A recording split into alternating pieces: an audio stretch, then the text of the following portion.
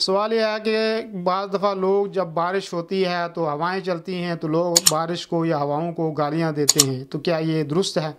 तो ये बहुत बड़ा गुनाह है। हज़रत अबू हुरैरा रज़ियल्लाहु अन्हु की रिवायत है कि अल्लाह रब्बुल आलमीन ने फरमाया कि यूज़िनी इब्नु आदम, कि बनी आदम मुझे तकलीफ़ देता है। अल्लाह रब्बुल आलमीन कहता है कि इंसान यानी आदम अलैहिस्सलाम की औलाद हम लोग अल्लाह रब्बुल आलमीन को तकलीफ़ देते हैं।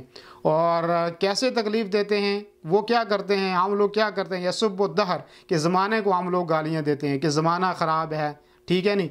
और अल्लाह रब्बुल आलमीन फरमाता है व अना दहर, ज़माना मैं हूँ, उक़ल्लिबुल लैल वन नहार, कि दिन और रात को मैं ही पलटता हूँ। तो ये दिन और रात का जो पलटना है ये अल्लाह के हाथ में है। ज़माने को गालियाँ नहीं देनी चाहिए, ऐसे ही हवा को गाली नहीं देनी चाहिए, क्योंकि हवा अल्लाह रब्बुल आलमीन के इख्तियार में, अल्लाह के हुक्म से वो चलती है। ऐसे ही बारिश तो अल्लाह रब्बुल आलमीन की तरफ से रहमत है। जब बारिश बरसे तो बारिश को भी बुरा भला और उसको गाली नहीं देनी चाहिए, क्योंकि बारिश नाजिल करने वाली ज़ात जो है वो अल्लाह रब्बुल आलमीन वहदहू ला शरीक की ज़ात है।